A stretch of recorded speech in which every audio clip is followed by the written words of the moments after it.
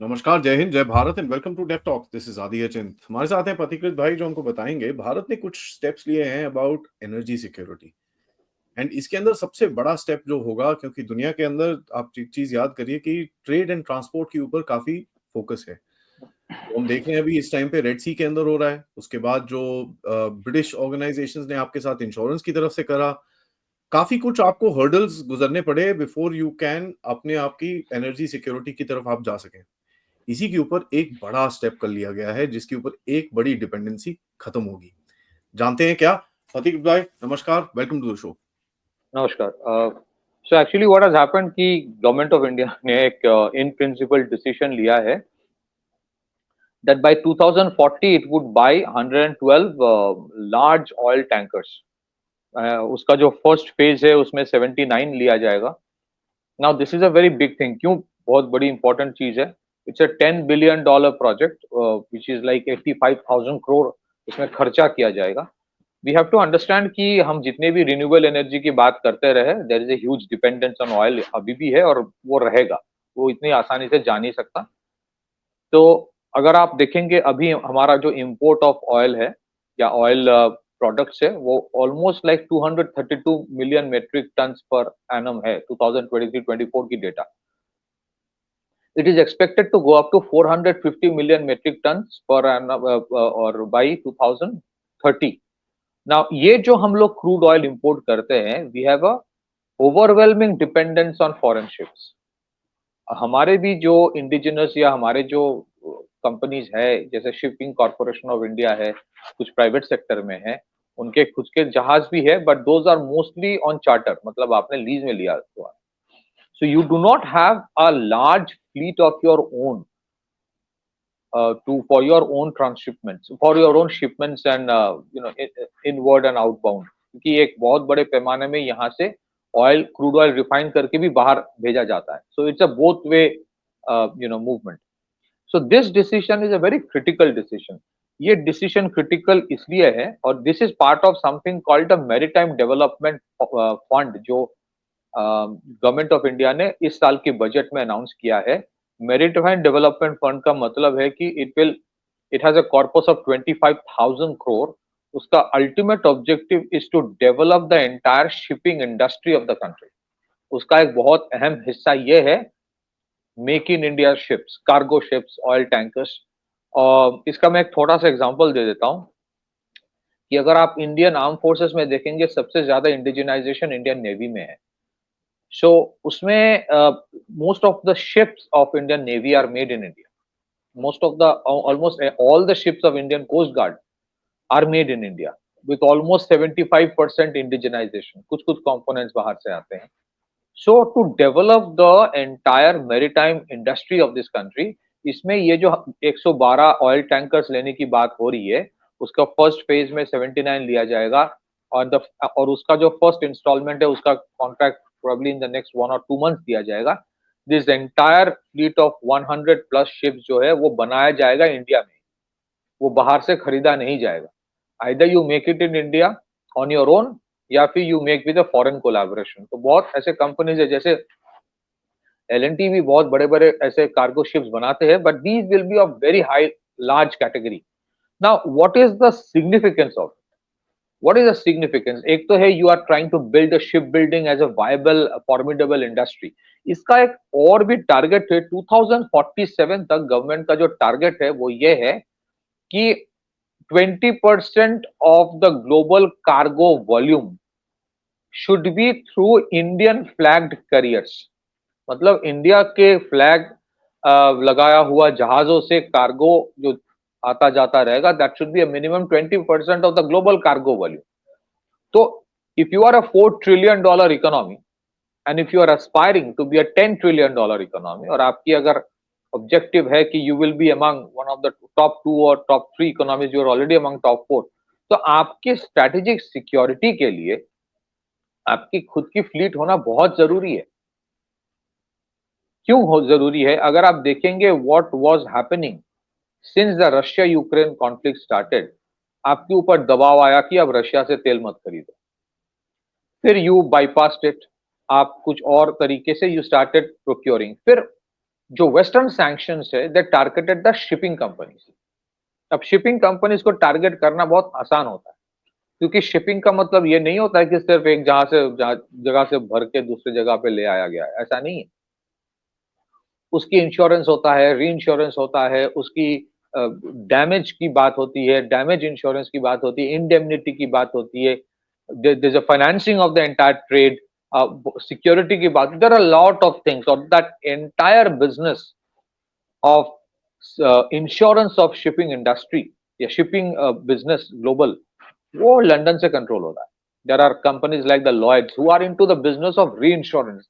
अब इसका भी अगर आप सोचो, एक जहाज में 150-500 मिलियन डॉलर का अगर सामान जा रहा है and the ship itself is pretty expensive, उसका भी इंश्योरेंस उतना बड़ा होता है। So there are these large giant reinsurance companies sitting in London who actually control everything. तो जब रशिया के ऊपर ये दबाव आया कि वेस्टर्न जो शिपिंग इंडस्ट्री है that will not transport crude oil of Russia, और अगर करेगा भी तो भी वो $60 पर बैरल के ऊपर का नहीं कर पाएगा। सो रशिया ने अपना शिपिंग फ्लीट शुरू किया।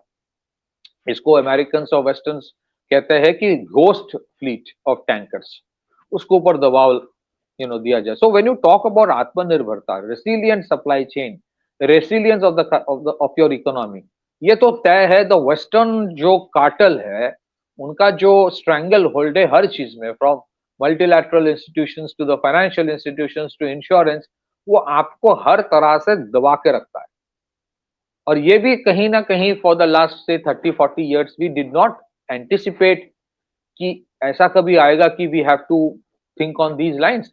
बट द कोविड इशू और उसके बाद जो सप्लाई चेन वाला इशू हुआ, उसके बाद जो रशिया यूक्रेन वाला कॉन्फ्लिक्ट हुआ, फिर उसके ऊपर आपके ऊपर दबाव आया, या तो you must be on our side, और अगर आपका कोई इंडिपेंडेंट फॉरेन पॉलिसी है तो आपके ऊपर हर तरह से दबाव आया। ऑपरेशन सिंदूर भी उसी का पास, शायद मतलब जो पहलगाम वाला इशू है, टेरर अटैक है, जो पाकिस्तान इंडिया को कंटेन करने की कोशिश की जा रही है, वो भी उसी का हिस्सा है in the larger context. So shipping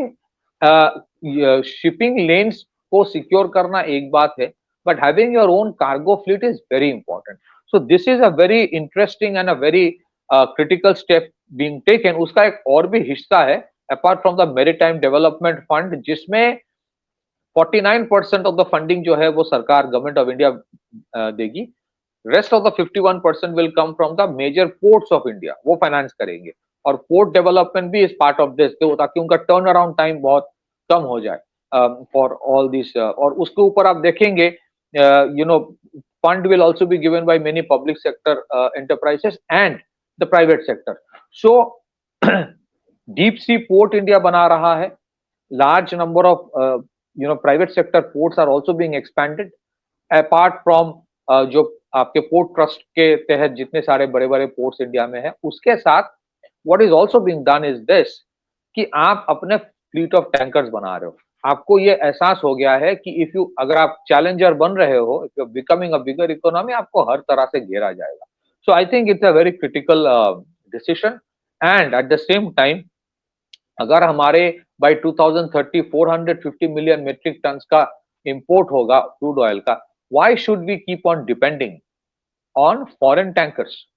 और अगर हम अपने भी फ्लीट बनाए, why should we keep on importing? तो मुझे लगता है दिस डिसीजन, क्योंकि अब हमारी खुद की शिप बिल्डिंग इंडस्ट्री एक है, इसमें अगर कहीं पे there is a disadvantage of cost और अगर है, या कुछ इंफ्रास्ट्रक्चर की डिसएडवांटेज है, उसको बेहतर करने के लिए, उसमें सुधार लाने के लिए मेरीटाइम डेवलपमेंट फंड तैयार किया गया। There is another policy of government of India which is extremely visionary I think, क्योंकि ये सब बारे में पहले सोचा नहीं जाता था कि ship building financial assistance policy एक है, उसमें you are actually have a corpus of 18,500 crore की आपकी जो प्राइवेट सेक्टर में शिप बिल्डर्स है या गवर्नमेंट की भी है, you are creating that, you are helping them to develop the capacity, ताकि आप वो लार्ज कंटेनर्स टैंकर्स बना पाए, विच विल बी ह्यूज। क्योंकि अगर आप देखेंगे हमारे जितने बड़े बड़े टैंकर्स है, at most they would be of 1 lakh tonnage का है,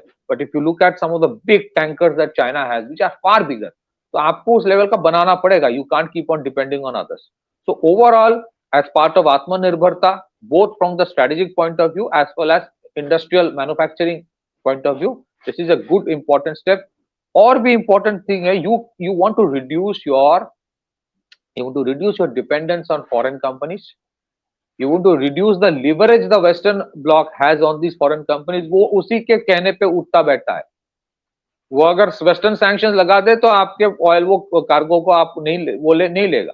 एंड देन इसमें there is an issue of balance of payment. आप जब फॉरेन कंपनीज के चार्ट कार्गो शिप्स के ऊपर से आप अपना ट्रेडिंग करते हो, you actually pay them in international currencies, you don't pay them in the local currency. So when you have your own fleet, और ये जो 112 की फ्लीट की बात हो रही है, इट इज नॉट जस्ट की पीएसयू जो टैंकर कंपनीज है जैसे शिपिंग कॉर्पोरेशन ऑफ इंडिया, उसी का 112 होगा. I am sure the private sector की भी जितने शिपिंग कंपनीज है, that is also part of it. So this entire thing is a public private partnership. It is not just the government. And the other thing is आपकी strategic security, आपकी economic security, आपकी energy security और आपकी strategic security. आपकी खुद की अगर जहाज हो, फ्लीट हो, जैसे रशिया का खुद का है. And I think the next step will be for government of India, मुझे लगता है दैट सम मेजर री insurance companies will be built in India. क्योंकि री इंश्योरेंस एक ऐसा गेम है, वो पूरा वेस्ट कंट्रोल करता है और उसी में सब मार खा जाते हैं. बिकॉज कार्गो इन फ्लीट या जो होता है ना, trade financing, reinsurance, these are things अभी भी वेस्ट कंट्रोल कर रहा है. So that might be the next step, but this will give you strategic autonomy, one step forward towards strategic autonomy. आपके we still have an overwhelming dependence on import of crude oil. तो उसके लिए हम किससे खरीदे? Why should the western insurance companies tell us? Western insurance companies को बोला जाता है ब्रसेल से, वॉशिंगटन से, लंदन से, अगर रशिया से खरीदे तो इसका इंश्योरेंस मत दो. For how long can you sustain that? someday you have to take a decision, and I think this is part of the entire process जो शुरू हुआ बजट से. Maritime development fund 25,000 crore, ship building financial assistance policy 18,500 crore, फिर major restructuring of the ports, फिर new ports बनाना. And I think make in India को फिर से in the cargo sector, ship building industry. We have to remember जब India का global GDP में हिस्सा was around 20-25%. हमारी we used to have a very large fleet of ships of our own. एक time था ship building was a very big industry in India. बीच में बहुत कुछ हुआ, इन्वेशंस हुआ, colonial powers destroyed that entire ecosystem. So there's a impetus being given to revive. Back to you. Yeah. I mean, to me, the main factor is that we don't want to get choked. आज जिस तरह से China के ऊपर threat है, and that is one of the biggest things that you will find. अभी आगे जाके जिस तरह के जो एक secondary sanctions की already ट्रम्प बात कर रहा है, he's being a bit odd. उसका कोई भरोसा लग नहीं रहा, तो वो लगा भी दे तो कोई भरोसा नहीं है. And if China gets stuck and he doesn't have his own tankers, although China का ship fleet is pretty large, they've got 5,000 ships in terms of small to big and this and that, various different kinds for trade, but they still have problems because oil tankers nahi hai uske paas. So we don't want to be in that situation, and this is something which is going to go forward. But iske andar ek point aur hai which is there, is that ye ek industry jo ban rahi hai aapki oil tankers ki, this is also complementing your industry of because oil tankers have to be really, really strong. They have to be extremely strong, which are like military grade strength. So this will keep your military grade development on. Secondly, आपकी जो shipbuilding capacity अभी I believe 2 South Korean companies are coming in and to create contracts and stuff like that. So this is going to be another major step. I think they're talking about investing some 10-15,000 crores in terms of shipbuilding in India. So I think this is the future. Plus Russian orders being 27 Russian ships are there, out of which 4 icebreakers also we are building. नहीं, इसमें तो Russia के 24 cargo ships हम बना रहे हैं. मतलब there is one of the, I think Cochin shipyard किसी के साथ, वो जो हमारे साथ रूपी रूबल का ट्रांजैक्शन का वो मैकेनिज्म, उसी का एक पार्ट है. आपने सही कहा कि जो ऑयल टैंकर्स होते हैं, ये जो 112 है, these are not ordinary ship, these are very large oil tankers, huge. इसका जो टनेज होगा मोस्ट प्रोबेबली विल बी मतलब far higher than 1 lakh ton का भी होगा शायद. सो ये बहुत बड़े शिप्स हैं. एंड सेकेंडली, आपने जो कहा कि they have to be military grade, which means there will be more research and development in metallurgy, क्योंकि it is all about your metallurgy. तो उसका एक जो मल्टीप्लायर इफेक्ट होता है, बेनिफिट जो होता है कि वो मेटलर्जी में जो रिसर्च एंड डेवलपमेंट होगा, जो बाहर से कैपेबिलिटी आएगी इंडिया में, that would have an impact on military grade shipbuilding as well. And second, you rightly mentioned South Korea is one of the biggest player in shipbuilding industry. I think there is this Hyundai का भी नाम आता है शायद. There are many such companies. I think many of these companies will collaborate either with L&T या फिर some other companies, but I think it's a very important critical step in the right direction. वैसे India तो बनाता है ships. There are many such ships which are already made in India, cargo ships. But oil tankers of that, say probably 3-4 lakh tonnage का, Yeah, that's a 3-4 lakh different ball tonnage, game altogether. they're 300 meters long. I mean, the size of the So ship that is is almost half a another kilometer. that is another monopoly of the West that you are trying to break. उसमें रुकावटें भी लाने की कोशिश की जाएगी, but I think now you are resilient enough to deal with it and you have to go through this. ये चढ़ाव तो आपको करना, ये पार तो आपको करना पड़ेगा. On that note, thank you Pathikrit bhai for that update. But मैं सबसे रिक्वेस्ट करता हूँ वीडियो को लाइक करिए, सब्सक्राइब करिए and please share this with your friends and families. आज का दिन बड़ा इंटरेस्टिंग दिन होगा. There are lot of very interesting updates and shows for you guys. So please stay tuned and रात को मिलते हैं पथिकृत भाई से once again. But till then, नमस्कार, जय हिंद, जय भारत.